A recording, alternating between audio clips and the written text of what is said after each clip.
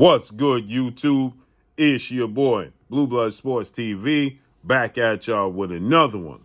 So, we had a sad situation that's turning around, a dark situation that's headed to light, and that's undefeated two-division world champion superstar boxer who is the reigning WBC middleweight world champion, former unified junior middleweight world champion, superstar boxer Jamal Lions Only Charlo, who is 32 wins, no loss, no draw, 22 wins by way of knockout, 33 years of age, 6 foot tall with a 74-inch arm reach. He's going to make his ring return after over a 2-year layoff, and he's going to face off against Jose Benavidez Jr. And Jamal Charlo explains in depth of the dark times that he was going through before he's getting ready to make his ring return November 25th, Las Vegas, Nevada, when he's going to face off against Jose Benavidez Jr. Now, Jose Benavidez Jr.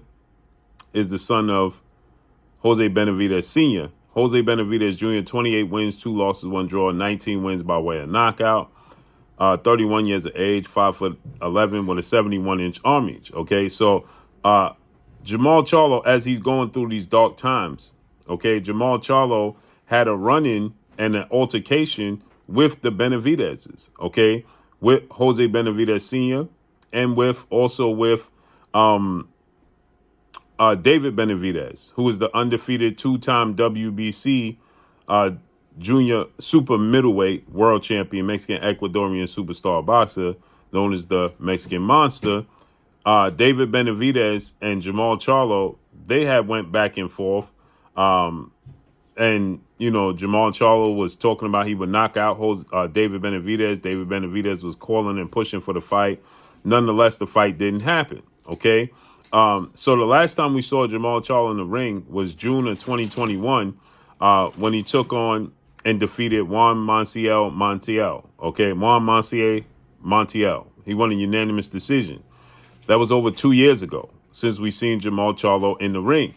And he explains why he was out the ring for so long and dealing with the mental health issues that he was dealing with in the dark days. But he goes in depth in this particular interview with the Premier Boxing Champion founder and advisor Al Heyman's podcast, okay, the PBC podcast with Kenneth Bahari. And you know, he goes into depth, man, and it's very, very touching. If this doesn't touch you, you know, I know there's a lot of people who are too cool for mental health, right? They're too tough, you know, they're too much of a grown man to, you know, to deal with mental health issues. But it's a real thing that I personally have had my battles with, right? So, you know, let's listen to what Jamal Charlo had to say regarding this, man, that he was contemplating many times in taking his life. That's hard. That's heavy. But let's listen. Hey, I wasn't focused on boxing, man. I was really just focused on like my mental, bro. Like not to like keep talking about. I guess they using it as fuel, but like I had suicidal thoughts, waking up in the middle of the night, just. So he said they're using it as fuel. If you don't know, Jamal Charlo had his press conference for the first time with Jose Benavidez Jr. And Jose Benavidez Jr., he's been through some things that derailed his career. Okay, he suffered a wound to his leg in an altercation that derailed his career forever. He's got big fights, but his physical has never been the same. And so Jose Benavidez Jr., he was telling Jamal Charlo, stop using it as an excuse. You're just weak, essentially, is what he's saying.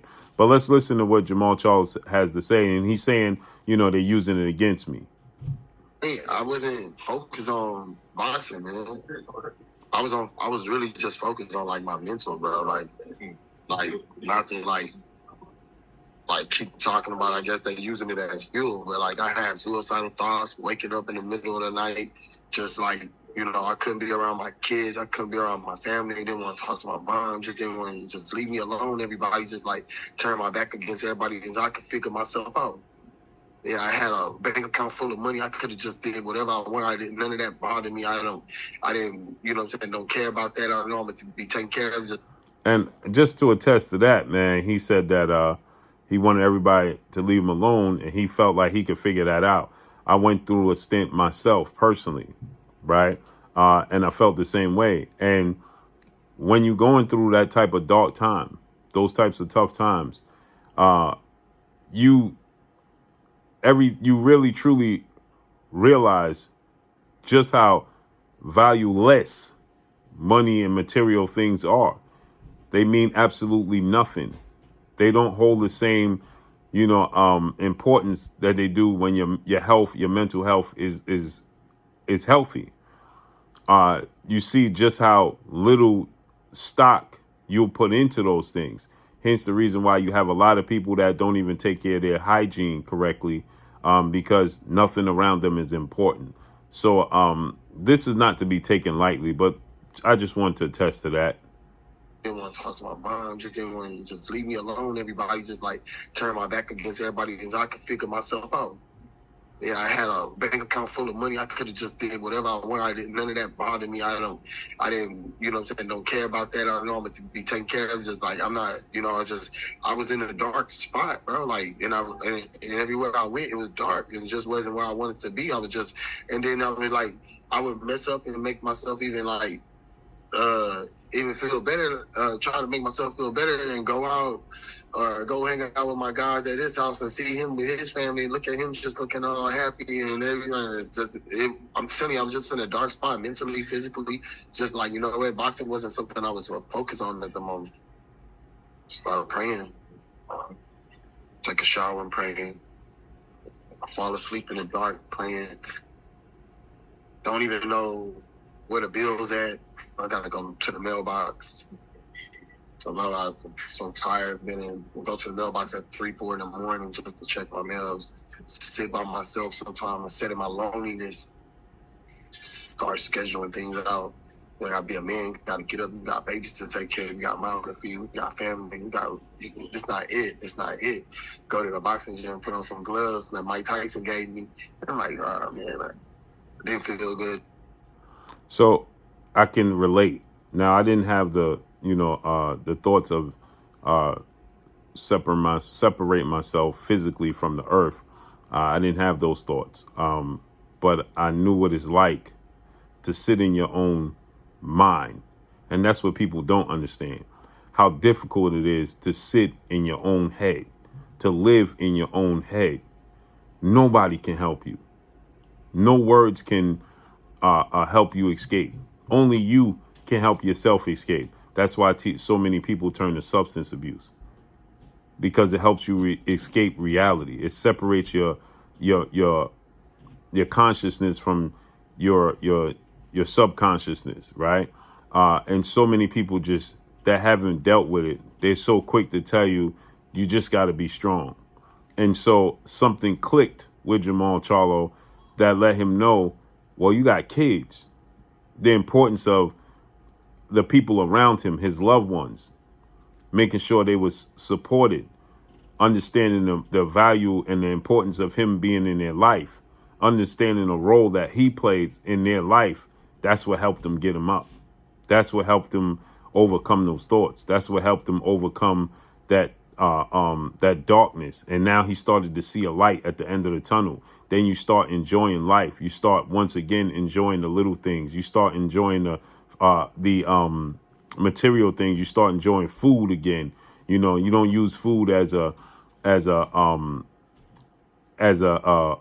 way to, as a comfort, right?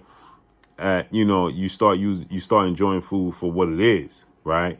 Then you could get to eating healthy food, because healthy food just simply doesn't attest to when you mentally disconnected from the world. Healthy food don't do it. You need to you want to binge. You understand? You need the fat, the oil, the sugars, right? And so this is just touching for me. I want y'all to hear this again, for the people that just look at Jamal Charlo and say, oh, well, he fell off. Well, he's dealing with real life issues in real time, and you getting to see it because he's a celebrity athlete in real time. And this is one of the biggest stories to me, in my opinion, because he's going to overcome this. He's overcoming it. So he has a testament, right? That, you know, people that are suffering and are going through it, that they can look to Jamal Charles' story, whether he talked to them directly or not, but they could look at his story and say, I can do this too. I could pull myself up. He can save people. Even if he only saved one person, that's great enough. That's great enough. So the fact that he said that he didn't want to even be here no more, he woke up with these thoughts, that's strength. That's a symbolism of strength, because he could have easily called it a day.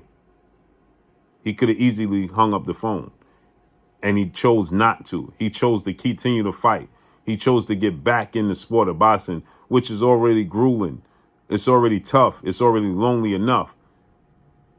And he decided to get back up, tie his belt up, pull his pants up, pull his boots, tie his boots up, and tread back through this mud we call life. Listen again. Hey, I wasn't focused on boxing, man.